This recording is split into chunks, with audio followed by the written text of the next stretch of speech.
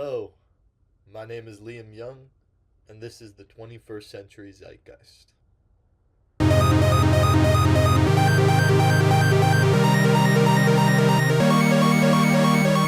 I've been thinking a lot about love recently. Not just the romantic kind, but the point of view love, you know. Love is a number of things. Love is kindness, love is acceptance, love is understanding, love is truth, and love is God. But for me, love has been a reconfiguration of my point of view of life.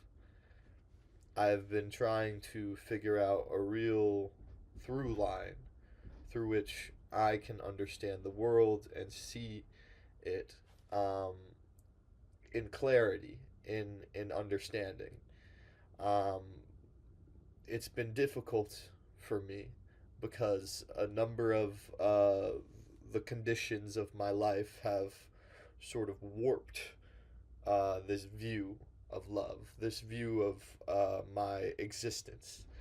Um, and I've been doing a lot of work to get back to the core of who I am and what I believe. Because that's what we're all trying to do, really, is get back to who we were as children in adult bodies in adult worlds, you know? Because you as a kid is the most pure sort of form of yourself. Um, but we grow up and we have grown up things we need to do, responsibilities, money, capitalism, all this sort of gets us away from this sort of child innocence. Um, and so, my hope in my life is to be able to stay this young person, stay this child um, through the life of an adult. Um, there's these three metamorphoses that Nietzsche coined um, of the Ubermensch, and the initial one was a camel. A camel can take on any weight. A camel can walk through the desert for days without water. A camel is bulletproof in a certain respect, but it's not it's not fighting back. It's just taking on that weight and fighting through it. And then the second metamorphosis is a lion. So we need to fight and attack whatever it is that we're trying to get through and get to. And that's the idea of a lion.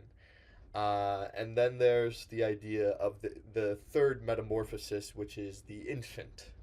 And the infant is able to be free of the desire, the need to fight, the need to carry weight. An infant is free of all the sort of dogmas around him. He's essentially just living in the world with new eyes, with beautiful new eyes that can see a free relationship to everything.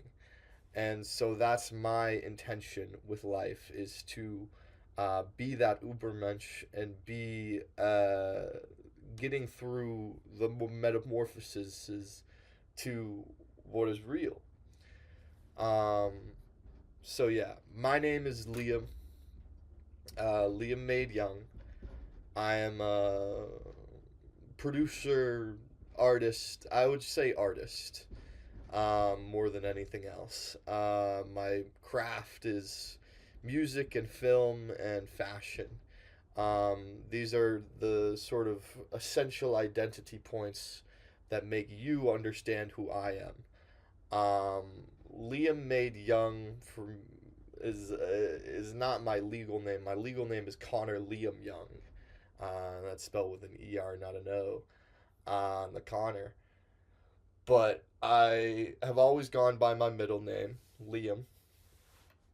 And when I was 16, 15, 16, I had an existential crisis that led me to create a company called Made. And Made is still the company, Made Infinite. Um, and so for me, taking on the title Liam Made Young takes my family name Young, my middle name, which is now my first name Liam, and Made, which is the sort of vehicle by which I intend to create things. Um, so Liam Made Young also is sort of a phrase. Uh, I'm made young. I was made young. I was a child. And so Liam Made Young is me getting back to that metamorphosis thing that I was just talking about, which is the essential philosophy that we're all children in this adult world, trying to do adult things because we have this on our back. I couldn't quote it right, but there's a Corinthians uh, verse um, called is basically about this exact idea, and he said something like, "When I was a child, I did childish things, but now that I'm an adult, I put away the ways of the child." Um, and it's a beautiful verse. I wish I had it on hand to just be like, yes, you can see this.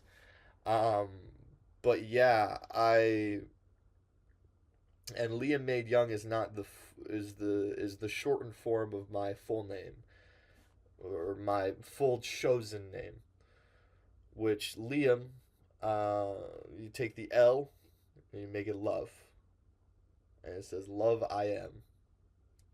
Love I am is the Liam part, and then made the is actually an acronym, even though it is the form of the vehicle was makers make, and what they make is made. Made also stands for a particular thing, which it stands for make all dreams exist. MADE. Make all dreams exist. And so when you put the love I am, make all dreams exist, young together, you get the full form of the name.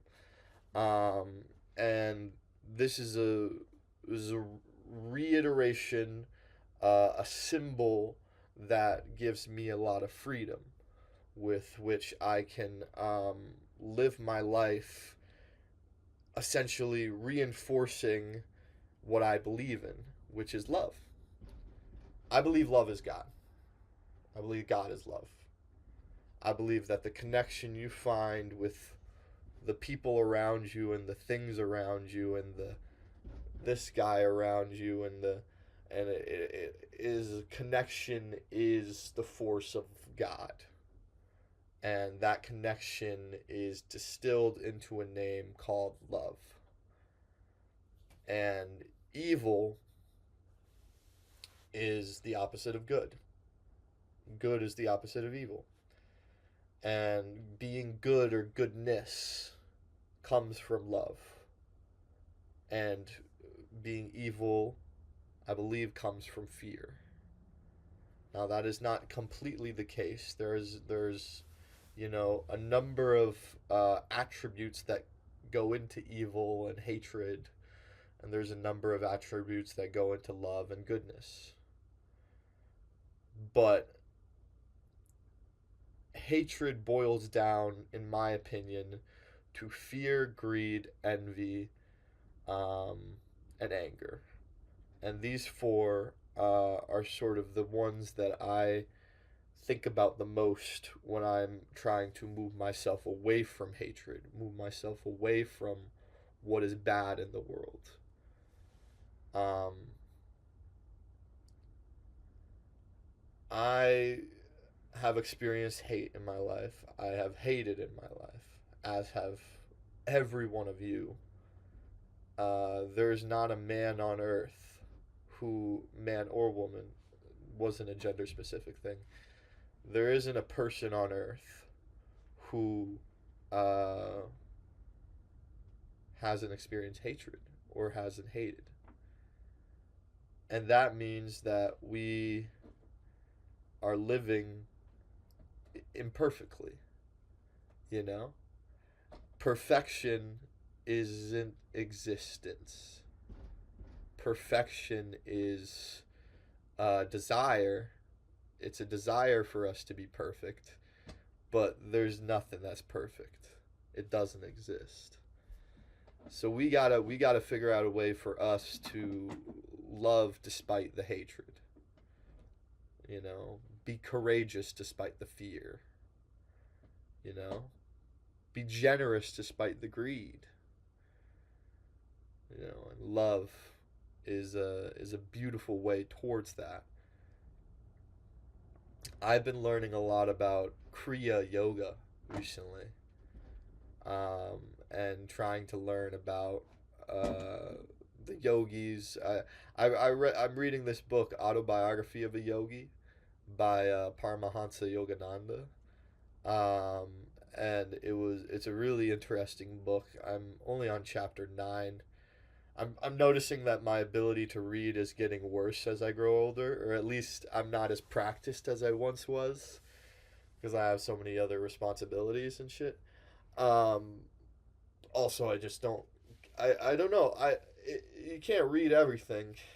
You can't read everything, and I'm trying to learn better habits surrounding my reading because I used to be really good at reading, like really good. Like I could read a book in like 3 or 4 days, and now I don't have that super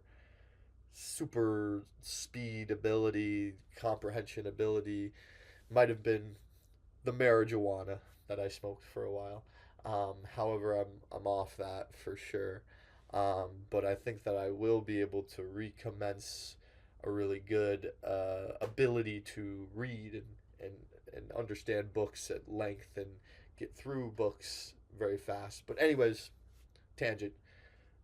Autobiography of a Yogi is sort of it's a book. Pretty sure I haven't gotten to these chapters yet, but of what I know, it's a book that talks a lot about Kriya Yoga. And Kriya Yoga is sort of there's a number of people who have thought similar things. Cool example is Eckhart Tolle, is The Power of Now, and it's it's theorized that they don't know this for sure. There's no archaeological evidence to back this, but that Jesus practiced Kriya Yoga. Um, there's between 12 and 30. There's That's 18 years where Jesus was unaccounted for, and or yeah, Jesus. There's a actual other name for Jesus too, but I won't get into that because I don't know that information well enough. Um, but that for 18 years he potentially went to India to practice with the yogis. Um, and this would be a pretty monumental event that he learned about Hinduism and Buddhism, but was also a Jew, um, and combined these into the perspective of Christianity. Um, and I also don't 100% believe that he died on the cross. It's a personal belief. I also believe that he probably dabbled in psychedelic mushrooms. So many heretical things that I believe, and that's fine. Um, but, he's a really special individual, for him to have recognized the connection that we have with the higher power, and be able to put that into his own perspective on life, is beautiful. Undoubtedly beautiful. Like the Gospel of John is a really cool book. Like I really really like that, the story and the information that it contains is spectacular. I haven't read fully any of the other Gospels. I've read Exodus, I read Genesis, I read parts of Matthew for sure. I read Jonah. That's easy though. Let me see what else. Yeah, that's the extent I think. Um, I love the biblical stories. I'm trying to really get deeper into theology study and philosophy study. I mean, for me, it goes like philosophy. I really only like Nietzsche. Like, like I like some other ones. Like, well, Nietzsche and Camus are the existentialists that I really value. I think Plato would be one that I'd also be interested in learning about. I'd be interested. I had Being in Time, and I could not read that book. As Heidegger. I had there's Sartre, I think his name is. I had one of his books, could not read it. I need something that's actually pretty digestible. I am smart, but I need to get to a level where I can read books like that, and I'm not at that level. I'm like in terms I think I'm gonna be big in this in podcasting, but also in art and in understanding the human experience. Uh, However, I'm low level right now. Like just to be straight up, I'm like if we're putting it in terms of RPG, there's the cap is 500. I'm like 25, 30 probably. Like I'm I won't go into too much detail in case there are people out there who think I'm attractive. But I don't have the quite the stats yet. But I'm getting there. I'm getting there. And that's all that matters is trying to. That's it's not all that matters. Uh, Getting there is good though. You gotta try. You gotta at least I try. You know, at least I give a fuck. Most people don't give a fuck. I give a fuck. I give a fuck, bro. Regardless. Um. So yeah, what was the story behind the name 21st Century Zeitgeist? Um. There's this documentary from early, 2000s, maybe 2010s, early 2010s, called the Zeitgeist. And the Zeitgeist is just it's just a it's just another word for algorithm. Not like the mathematical term, but like popular culture is a Zeitgeist. I believe it's the German word. Um, so we're in the 21st century zeitgeist, and that's my ideal, is to build a podcast around the idea of understanding this fucked up fucking world we live in a beautiful way. And that's my goal with this show, is to really get to the nitty gritty of how we understand this reality and this life. And episodes are going to be coming out sporadically for the next while, just because I don't know how I'm going to fit it in with everything I got going on. But I'm going to hopefully get as many podcasts out. I'm going to hope to get 200 or so before the end of the year. They're short, they're not long, they're 20 minutes, but that's a good thing, because we don't got a lot of time, and I got a lot of ideas that I want to compress into the shortest time frame possible. Anyways, thanks. This was Liam Made Young, 21st Century Zeitgeist.